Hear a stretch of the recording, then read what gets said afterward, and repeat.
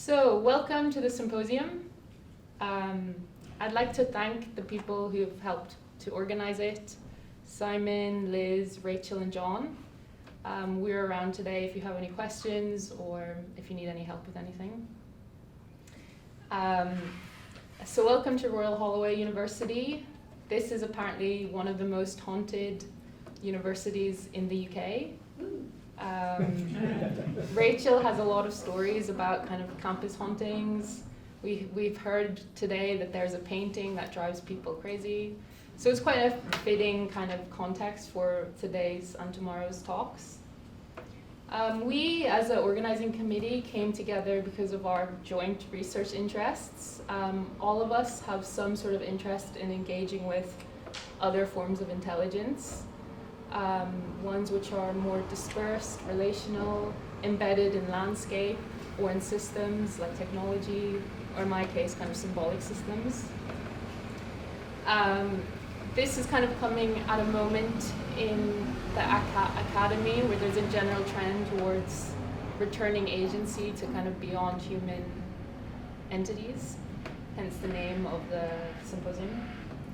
I think as we kind of are all seeing, our kind of current value systems aren't really able to produce the kind of meaning that we need to experience ourselves authentically as human beings and stay connected to nature and the universe. Sorry, I'll just give that a moment. Is the universe trying to tell you something? Let's take out the garbage. Sorry about that. We do have, however, a really nice view. It just comes with, these other issues.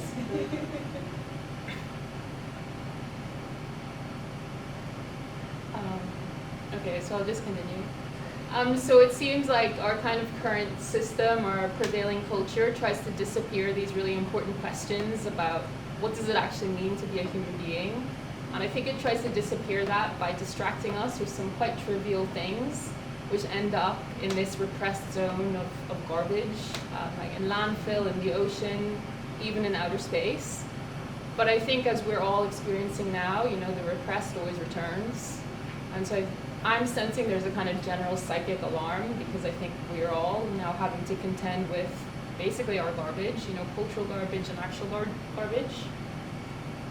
But I think historically, mythology has kind of provided this place to deal with this ambiguous zone.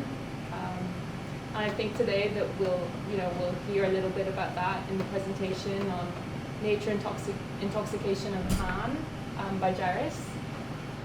So Gyrus is the founder of dreamflesh.com, a website which I really recommend. It's been really useful. So in any case, Dreamflesh has been a really useful website for me in terms of getting resources from my research. So I really recommend you to check it out. There's a really kind of interesting collection of books which are kind of articulating what I understand as this kind of alternative worldview, which we need. And I also heard Gyrus speaking about Pan on weirdstudies.com, and I was really impressed with the level of knowledge and sophistication. So we decided to invite him to be the first speaker for our symposium. So Gyrus will give his presentation. Following that, Liz, who is today's chair, will be chairing some questions. Then we'll break up for lunch for about an hour. Then afterwards, come back together for the panel discussion, which Liz will chair again. So yes, without any further ado, Gyrus. Thank you.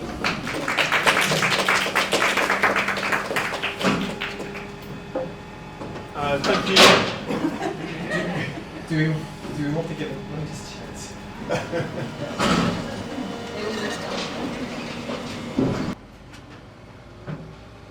Okay, thank you, Bitmen.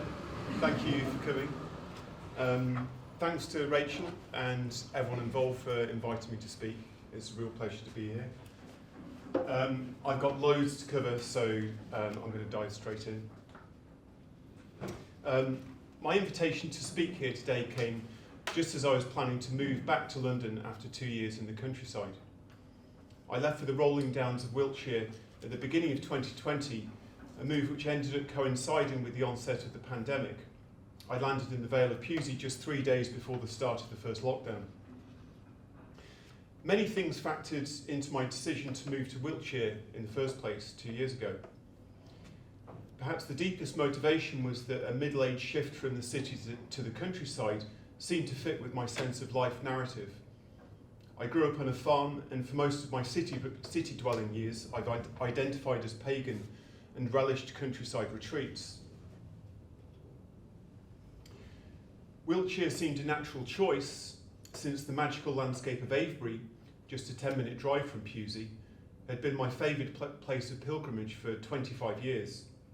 Avebury was where, on the summer solstice night of 2003, a foundational cluster of liminal dreamlike experiences unfolded for me, involving a small black goat of uncertain ontological status. This dream goat catalysed a number of real-world discoveries which began to break down some barriers between the dream and the real for me. For instance, the name of this bridge over the River Kennet, just next to Silbury Hill in Avebury, completely eluded my attention for, I'd say, 15 years, until my goat obsession smacked me in the face with it. Then I discovered that around the time of this bridge's building, 1932, it's just rebuilt 1932, Alexander Keeler, who was the heir to a marmalade fortune, who spent much of it initiating modern archaeology's investigation of Avebury, was reported to have conducted a Halloween ritual at Avebury Manor, chanting witch-like incantations before a statue of Pan, the ancient Greek god of herding, hunting, and wildness. So during the first lockdown, excited by dwelling so close to this landscape, I plunged into fresh research to see what else I could uncover about Pan's odd connection to Wiltshire's pagan megaliths. However, sudden illness cut short my pandemic quest for Pan. Other personal tragedies unfolded alongside the rolling COVID tragedy, and my circumstances and myself changed, such that I found myself both drawn back to London and able to return. This time with the sense that, for all my abstract sense of a life narrative circling back to my rural origins, the city was in fact where I fully belonged.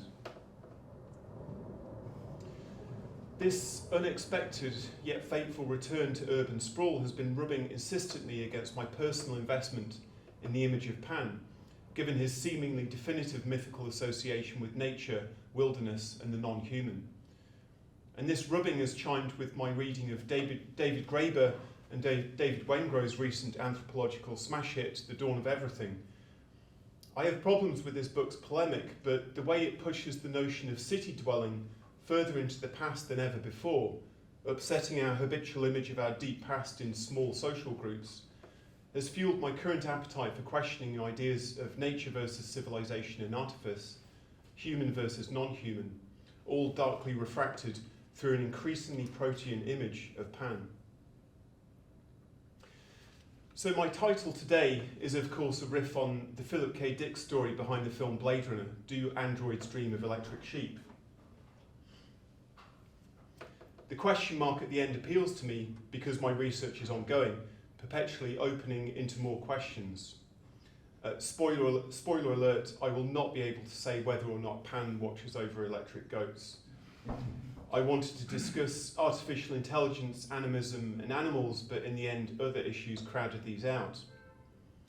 Apart from a general sense of wanting to see if Pan could find resonance in 21st century cities, the real connection between Blade Runner and my research into Pan, which prompted my appropriation of Philip K. Dick's title, came from the recent analysis of the film by the Weird Studies podcast. Animals, mostly artificial, populate the book and the film, but at the heart of the film is a mythical, horned creature which, like Pan's monstrous merging of human and goat, doesn't occur in nature. The typical reading is that the origami unicorn left by Gaff at the end tells Deckard that his innermost world, his unicorn dream, is known by the Tyrrell Corporation because he himself is a replicant with manufactured memories. But on Weird Studies, J.F. Martel offers an alternative take. that the origami unicorn is simply another paper figure left by Gaff, and that its coincidence with Deckard's dream is of the Jungian variety, a synchronicity. Carl Jung defines synchronicity as an acausal connecting principle which spontaneously connects otherwise unrelated external events, here Gaff's origami figure, with subjective internal events, Deckard's unicorn dream. The great psychologist James Hillman, the great Jungian psychologist James Hillman, saw Pan as the imaginal background for these events which collapse the subject-object divide. Pan's embodiment of instinctual spontaneity relates him to the self-generated, acausal aspect of synchronicity. His father being Hermes, the trickster presiding over meaning, interpretation, hermeneutics, relates him to synchronicity's haunting aura of significance. And in Plato's Phaedrus, we find Socrates' famous prayer, "Beloved Pan, and all you other gods who haunt this place, give me beauty in the inward soul, and may the outward and inward man be at one." Synchronicity's inexplicable conjunction of inner and outer echoes this yearning for a breach of the barrier between self and other, just as the fusion of Pan's image of the categories of human and animal, categories firmly opposed by the civilized mind, hints at the weirdness of reality's ultimately non-dual nature. So my guiding question here is, if Pan is fundamentally liminal, in some way embodying non-dual reality's dissolution of boundaries between human and animal, inner and outer, what of his apparent mythical location firmly on one side of the division between nature and civilization? Why is he not between these opposed terms, as he seems to be between all others? I want to explore this and other questions through a piece of public art in London, which I discovered through serendipity on my previous return to the city from the West Country. In 2006, I believed I'd had my fill of London and moved to Bristol, viewing it as a stepping stone to a rural life. But shit happened, as it does again and again, and in 2007 I returned to the big city. I landed in North London's Stroud Green, and as I scanned online maps to survey my new area, I noticed a linear green space running from the northwest corner of Finsbury Park, just down here, up to Highgate. This is Parkland Walk, formerly a rail line which operated from Victorian times through to the 1960s. There were Victorian rumours of a so-called gypsy curse on the line, from when Roma people had been forcibly moved to make way for an extension up to Alexandra Palace. After the line was decommissioned in the 1960s, it lay derelict for a couple of decades, fertile ground for urban legends. Local kids who dared each other to brave the cursed old line at night began to spread talk of a mysterious goat man who haunted it. Some think these tales were related to a strange, sinister sculpture which lurks in one of the recessed arches of the old Crouch End station. I wanted to give this view first to show how it's kind of very much hidden in the recessed arches. I think the first time I went to look for this, I walked down there in broad daylight, knowing it was there and looking for it, and I walked straight past it. But once you see it, it's hard to forget. And just for scale, I'd say if this figure was stood upright, it would be about 12 feet high, so it's much, much larger than human. So some thought the sculpture inspired the urban legends, but the urban legends date to the 1970s, well before the appearance of this sculpture. It's vaguely possible the urban legends inspired Stephen King to write his 1980 Lovecraftian short story Crouch End, which mentions Shub-Niggurath, Lovecraft's goat with 1,000 young, as well as a blind piper who lures people into an abandoned tube tunnel. King wrote the story after visiting London in the late 70s, getting lost on the way to stay with his horror novelist friend Peter Straub at Straub's home in Crouch End. But Straub's only child at the time was a toddler, far too young to be passing on ghost stories of local kids. Some thought King's story was inspired by this sculpture, but again, the chronology is off. The story predates the sculpture by over a decade. Although it's worth mentioning that a 2006 TV adaptation of Crouch End cannily included an homage to the Spriggan in the title sequence.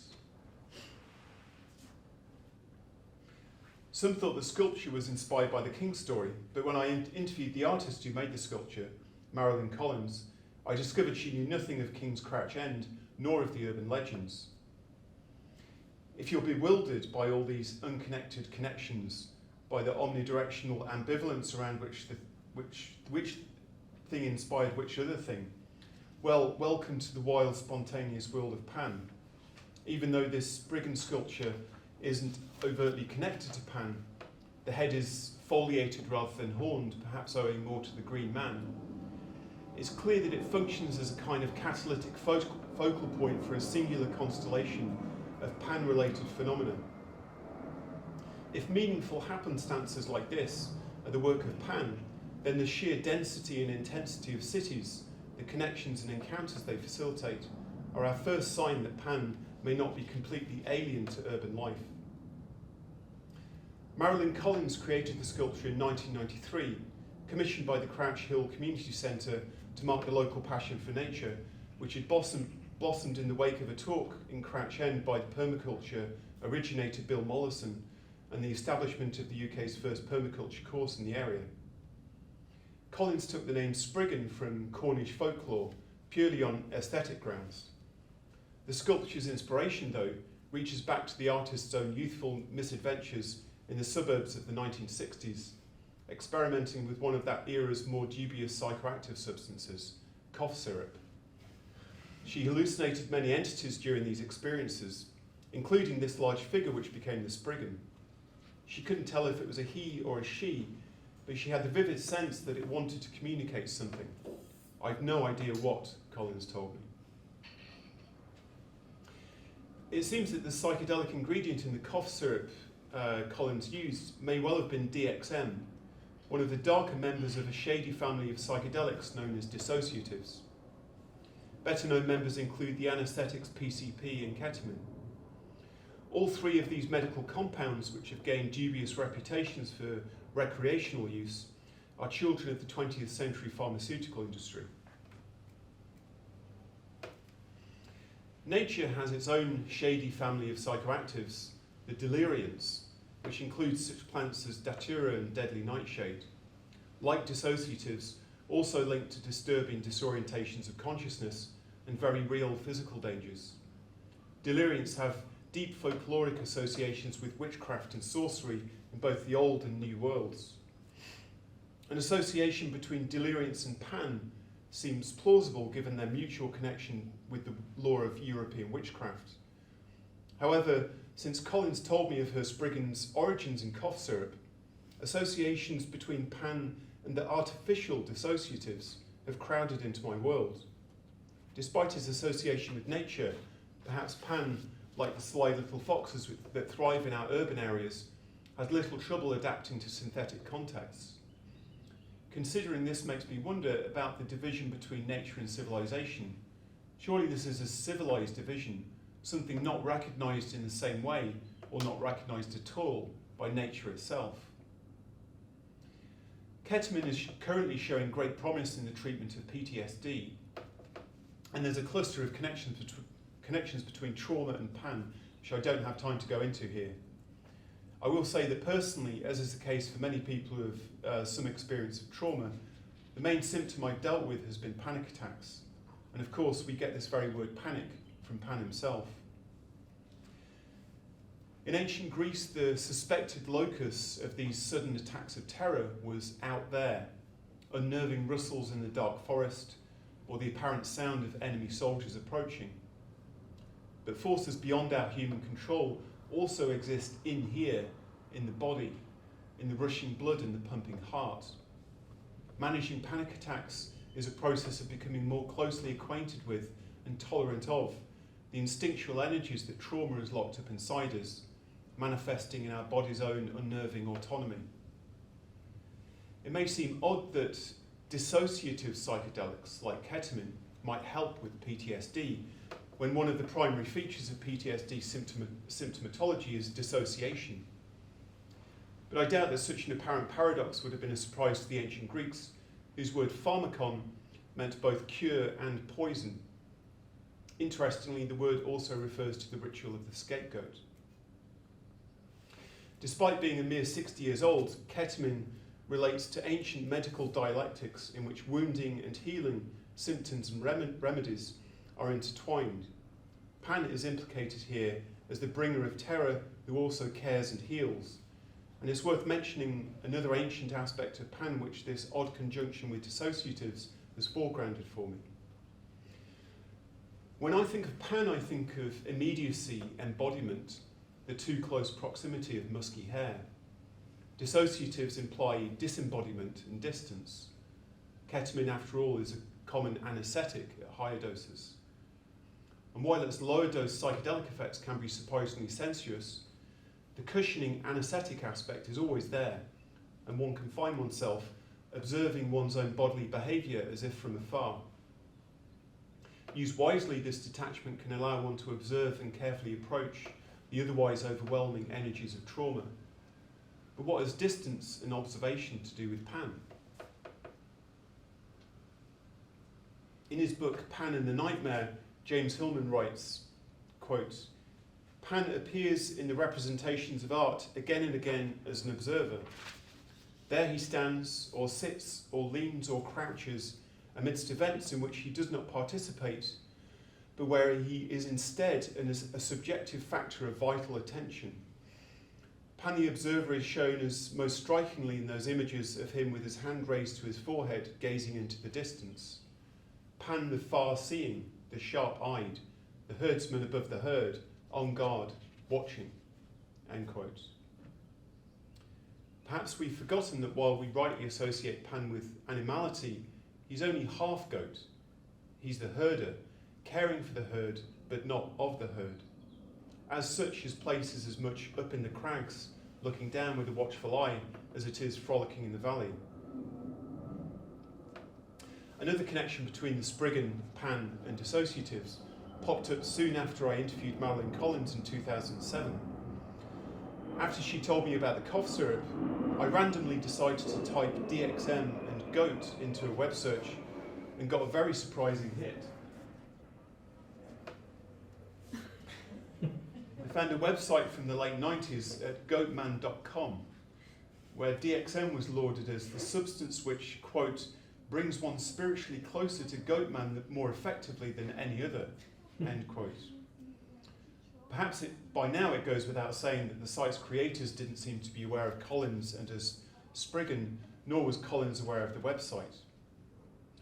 The site, now defunct, seemed to be the work of bored teenagers who proclaimed an anarchist anti-civilization creed for youth who were, quote, especially frustrated and angry at the status quo, but too lazy to do anything about it. All this adversarial aggression and negativity perhaps reminds us that in our culture, Pan brings with him an unmistakable whiff of devilry.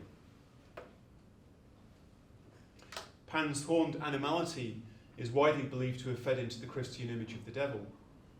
What's more, his trickster heritage via his father Hermes finds him doubly implicated in our symbolism of evil.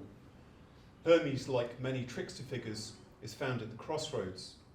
And we all know the stories of African American blues singers whose dealings with the trickster gods who had migrated with them from West Africa were cast in our Christian imaginary as deals with the devil at the crossroads. Of course, while the trickster is quickly demonized by monotheists, the figure actually embodies ambivalence, which quickly became split and polarized in the image of God and the devil. Traditional civilizations form themselves around polarized binaries. Their very identity as civilization formed in contrast to non-human nature and the so-called savage or primitive people outside the city walls. But in modern civilization, we find such an intensification of exploitation and destruction of the ecologies we define ourselves against, and an increasing awareness of our utter dependence on these supposedly other ecologies. The notions of complexity and ambivalence are once again becoming unavoidable. At the same time, the complexity of civilization itself is now such that traditional opposition between the tidy, controllable order of civilization and the messy chaos of nature is breaking down fast.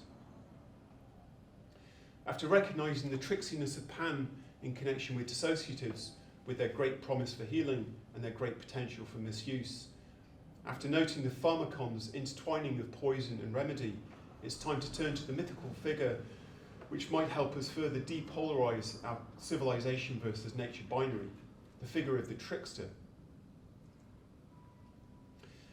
For a long time I thought Pan's trickster aspect was tangential to his tradition, merely amplified for me by my own obsessions. However, when I came to read Philippe Bourgeot's authoritative 1988 study of the cult of Pan in ancient Greece, I found the connection was more significant than I could have imagined. Bourgeot goes far further than merely noting that because Hermes is Pan's father, Pan has a trickster aspect. He boldly states, quote, "In many respects, Pan is Hermes, only more exactly so," end quote.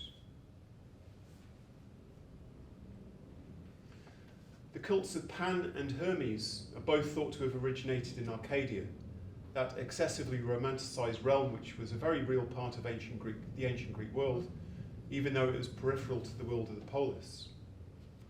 Both Pan and Hermes were associated with the pastoral uplands of Arcadia's shepherds and goatherds. Hermes is anciently associated with the boundary markers which dotted their liminal landscape. Yet despite their common origins, Hermes' path through history has emphasised his role in communication, commerce and technology, to the point where we think nothing of his name or imagery in corporate branding at the heart of massive cities. James Hillman even speaks of hermetic inflation as a cultural neurosis of the modern world's information age. In ancient Greece, in contexts where villages were the largest settlements, Hermes was associated with pastoralism and commerce, which both occurred in boundary zones. His crossroads was the one where paths between settlements crossed, and traders met in the realm of sheep and goats. But as cities rose, commerce relocated there to the crossroads at the city centre, and Hermes followed. If we recall Bourgeot's statement on Pan that he is Hermes, only more exactly so, we might ask, why did trickster Hermes slip with ease into the city, while trickster Pan ended up stuck with his pastoral origins? I'm still working on this question, but I think that asking this question involves looking more closely at the real Arcadia and how it became the mythical Arcadia. Arcadians were, without a doubt, a Greek people, and yet within that they occupied a certain liminal status. Due to its mountainous nature, in contrast to its image of bounty and ease, Arcadia was relatively barren. This is why its inhabitants survived mainly on herding and hunting. They were also known as acorn eaters, meaning they gathered as well as hunted. Their pastoralism means we can't really call them hunter-gatherers, but they were associated by ancient urban Greeks with primal times prior to agriculture. And far from being sentimentally idealised, Arcadians were to a certain extent looked down on as rude and primitive. Perhaps the Arcadian reliance on archaic modes of production was a kind of ferality, a return necessitated by moving into a landscape unsuited to agriculture. But in any case, with Hermes and Pan as their primary gods, they nurtured very old cultural and spiritual patterns. The trickster is widely recognised as a key mythical figure for hunter-gatherers, an avatar of the fluidity and ambiguity which usually characterises their ways of life. And Bourgeot, considering Pan's role in ensuring the fertility of the flocks and the success of the hunt, associates him with the master of animals figure common among hunting peoples. There was probably a dialectic at work here in the Athenian view of Arcadia, a dismissal of perceived neo-barbarism wrapped up with a kind of begrudging reverence for the potency represented by their wildness. In any case, when the cult of Pan was introduced to Athens at the start of its classical period, Athenian Pan inevitably became something subtly but powerfully different from Arcadian Pan. his Arcadian associations, rather than being translated into Athenian terms, as happened with Hermes, were to a certain extent ossified, shifting so that he came to stand for what the countryside and the wilderness represented for city dwellers whose deepest ideology and identity was based on the sense of a deep split between themselves and nature. So even though a strong ambivalence survived in the post-Arcadian image of Pan, the importing of Pan's cult into the city occurred in tandem with the fixing of Pan's image outside the city in nature. And this dual move marked a first stage in a process which led to later Roman poets conjuring an image of a bucolic utopia, Arcadia, as a carefree realm caressed by dreamy zephyrs. Of course, this process is embedded within a much larger process which has been with us for a very long time. Our struggle to come to terms with our apparent separation from other animals has probably been a part of human culture since human culture existed. The shamanism of Paleolithic hunters attempted to commune with animals, keenly aware of our place in the food chain, but also mindful of our hunting techniques and tools, which no other animal seemed to possess.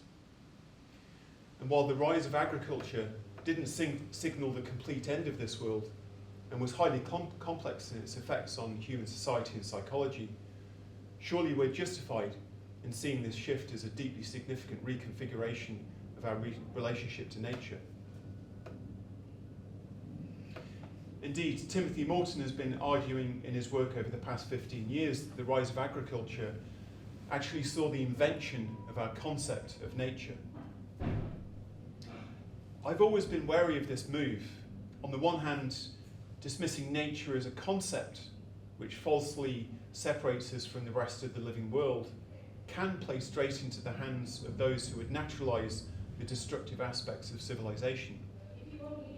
It can also underwrite those who would base our future hopes on unlikely techno-fixes such as geoengineering. On the other hand, as we've seen in tracing the mythologization of Arcadia, civilization has clearly constructed a very particular image of the living world in order to define itself by contrast. And much of civilization's destructiveness can be seen to arise from this self-definition, this self-separation. Morton refers to the mass psychological effect of the rise of agriculture leading to our civilization versus nature binary as the severing. There's a double risk in the use of this capital S, severing. Firstly, we risk reifying a complex process into a singular event, though I think only the most casual and least sympathetic reader of Morton would accuse him of this. Secondly, and more interestingly, there's a risk that the term will be associated with the Bible's capital F, fall away from the Garden of Eden. The biblical fall is incredibly easy to interpret as a religious encoding of the rise of agriculture. However, while the fall is a fall away from innocent wholeness into fractious misery, Morton's severing is a much more complex affair. It is us cutting ourselves off from our weird, unnerving, inescapable embeddedness in ecology, which Morton calls the symbiotic real. This cutting off happens through imagining a self-sufficient humanity over against a simultaneously demonized and sentimentalized nature. Morton writes in Humankind, quote, "The violence of post-Mesopotamian civilization is precisely not a deracination from nature. The violence is the establishment of a human world, cozy, seemingly self-contained, walled off from the disturbing/wonderful paranoid play of the symbiotic real. Humankind is not a fragmented being trying to stitch itself back together again. The severing consists precisely in the stitching together itself, one of whose logical conclusions is fascism, a schizophrenic defense against the void of the symbiotic real."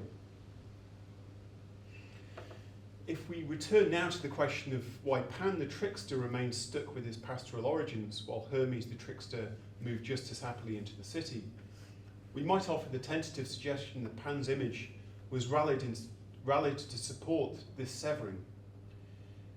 His role in the real Arcadia, a complex mediator within the symbiotic real, became simplified as city dwellers adopted his cult, and he began to stand for the non-human nature which civilization needed to imagine firmly outside its walls in order to maintain its own illusory consistency and wholeness. This simplification stretches all the way down to Pan's revival in England's 19th century, where for many he became a figure of the countryside, the image of which was being sentimentally distorted, even as its reality was being lost to industrialization. Tricksters aren't so easily simplified, however, and there are important strains of Pan's image which have resonances reaching beyond the Severum.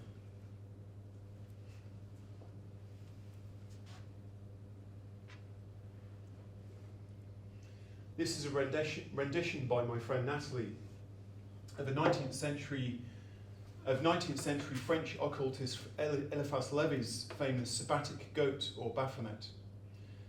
Levy pieced together this image of balance and wholeness from multiple sources and explicitly associated it with Pan, writing that, quote, "The adorers of this sign do not consider, as we do, that it is a representation of the devil. On the contrary, for them it is that of the god Pan, the god of our modern schools of philosophy, god of the Alexandrian theurgic school and our own mystical Neoplatonists, the god of Spinoza and Plato," end quote. This idea of Pan ultimately derives from an ancient confusion over his name. In ancient Greek, to Pan meant the all, the closest expression they had to our word universe. Etymologists agree that Pan's name actually derives from a word referring to the grazing of sheep and goats, but many ran with the connection to the all, including the Orphics, whose hymn to Pan refers to him as the substance of the whole. This appropriation of Pan is perhaps a strange kind of monotheism, imputing to an important but particular member of a polytheistic pantheon an overbearing sense of wholeness and unity, precisely the kind of image that arose from the Severum. However, in being thought to embrace everything, Pan's trickster heritage can lead to an embrace of the paradoxical, uncanny qualities of the all, which are commonly avoided by monotheism. In Christianity, of course, these qualities are intensified into the figure of the devil, but in literature and esotericism, Pan often carries these disturbing qualities happily. Arthur Machen's 1894 novella, The Great God Pan, was hugely influential in the horror and fantasy genres. It could be seen as the major inspiration for Stephen King's Crouch End, since Machen's work had a deep impact on H.P. Lovecraft, in whose honour Crouch End was written, and on King himself. The novella describes a strange medical experiment which supposedly lifts the veil on reality, pulling aside the phenomenal world of nature to reveal the real world of spirit. This shocking revelation is described as seeing the god Pan. Machen wanted to convey something of the awe he felt as a boy visiting the Welsh countryside, and later reflected that he thought his dramatic skill fell short, letting this awe slide too far into awfulness, into a sense of evil. But there's a passage which, for me, touches on something very interesting, something resonant with the way I feel Pan can symbolise a mystical sense of the all without losing that crucial note of uncanny paradox. Interestingly, given the connections I've found or made between Pan and artificial dissociatives like ketamine, the passage occurs as the protagonist, Clark, drifts into a reverie in the laboratory where the experiment is to be performed, as he apparently inhales some of the drug which has been concocted for the experiment. Clark finds himself reliving a mixture of memories walking through shady woods on a summer's day. Then something happens, and it's not clear if it's a previously buried memory or a retroactive vision generated by the strange drug he's inhaled. Machen writes, quote, "He was wondering at the strangeness of it all, when suddenly an infinite silence seemed to fall on things, and the wood was hushed, and for a moment of time he stood face to face there with a presence that was neither man nor beast, neither the living nor the dead, but all things mingled, the form of all things, but devoid of all form." End quote. Despite the very traditional image of Pan we can see on this cover of the book, Macon's Pan was something spectral, unlike the substance of the whole of the Orphics, all-encompassing and yet strangely darkly elusive. The final phrase in this passage, "the form of all things, but devoid of all form," has clear echoes for me of the most famous statement from the Buddhist Heart Sutra, "Form is void, and void is form." I've not found whether Macon knew the Heart Sutra, though he was known to read widely in mysticism and esotericism, and the first English translation of the sutra was published in 1863, the year Macon was born. In any case, intentional or not, the echo is there. I think Macon's spectral form of Pan, devoid of all form, relates back to Morton's description of fascism as a schizophrenic defence against the void of the symbiotic real. It's no coincidence that Morton is a long-term practitioner of Dzogchen Buddhism, which places great importance on the Heart Sutra and its doctrine of emptiness, the idea that everything, even emptiness itself, is empty of intrinsic nature. Of course, when Buddhism came to be known in 19th century Europe, this apparent nihilism freaked educated Europeans out. French philosopher Roger Paul Douai has documented this in his book The Cult of Nothingness, describing how the shallow misunderstanding of Buddhism as nihilism was largely a projection of the nihilism that was unfolding in Europe as the news of the death of God arrived, heralded by Darwin and Nietzsche, among others. Buddhist emptiness, however, is much subtler and stranger than simple nothingness. I find the image of Indra's net useful, an image originating in the Vedas and developed in Buddhist thought. This is an image of the all as a net in which each knot or node is a jewel, in which every other jewel is reflected ad infinitum. This illustrates the Buddhist doctrine of dependent origination, which teaches that everything arises in relation to everything else. The corollary of this relates to the doctrine of emptiness. Everything is nothing but its relationship to everything else.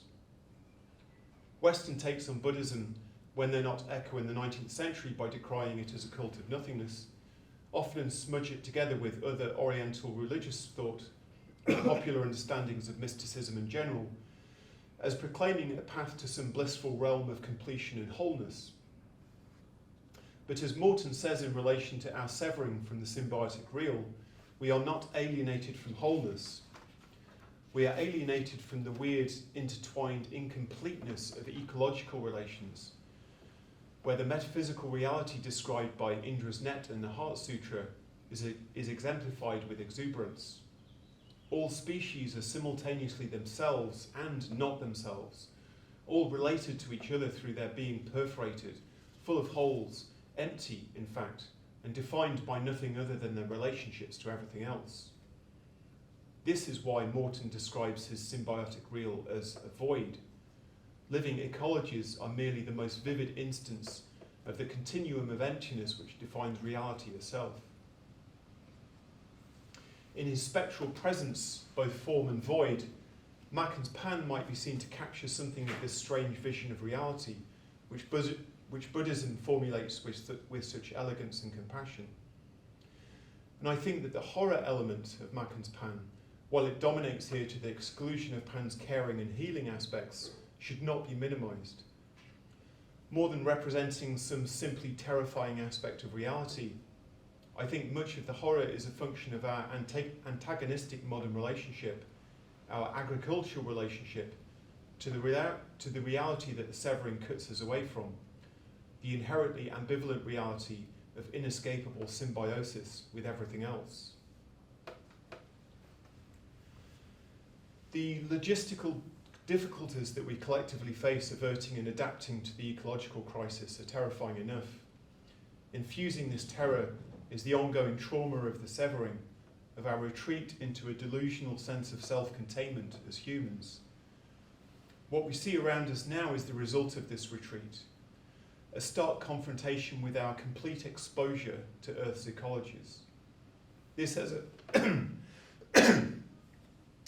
a nightmare quality, wherein the more strenuously we try to avoid the trickster abyss of ambivalence, the further we're plunged back into this realm. I mentioned at the beginning how David Graeber and David Wengrow's The Dawn of Everything had prompted some of my recent questioning about the city and nature. Their first chapter opens with a quote from Carl Jung, saying that we live in the right time for what the ancient Greeks called a metamorphosis of the gods. For Graeber and Wengrow, this refers to their call for a fundamental shift in our understanding of the principles behind the historical development of social and political systems. For me here, Jung's sentiment aptly describes my sense that my own image of Pan is increasingly at odds with some of the received wisdom about this figure, and that perhaps his metamorphosis is part of a wider shift as we struggle to adapt to the return of the unwieldy symbiotic real. As plans unfold to rewild London, as urban designers explore biomimicry to improve resilience and ecological health, as neglected wild gaps in our urban spaces spontaneously generate new connections and stories, urban legends and synchronicities keeping mythology alive, as we navigate the promises and perils of organic and synthetic psychedelics, creating spaces for our traumas to resolve and for us to reconcile ourselves to the trauma of being, and as we grapple with the slippery paradoxes of reality, paradoxes which our attempts to smooth over have only intensified. Attending to the roots and the living, changing foliage of tricksters like Pan might help us orient ourselves in the weirdness that we will always fail to escape.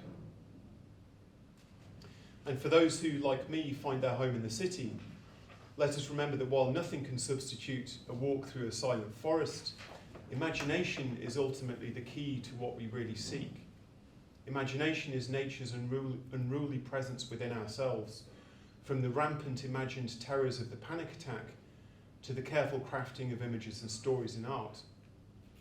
And if Pan is instinct, let us remember that gathering together in large numbers to share our imaginations is perhaps as natural as anything, the grounding urge of the multifarious city.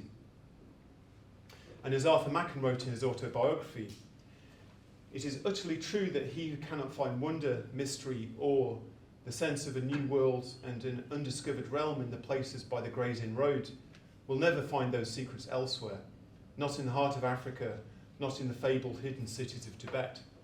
All the wonders lie within a stone's throw of King's Cross Station. Thank you.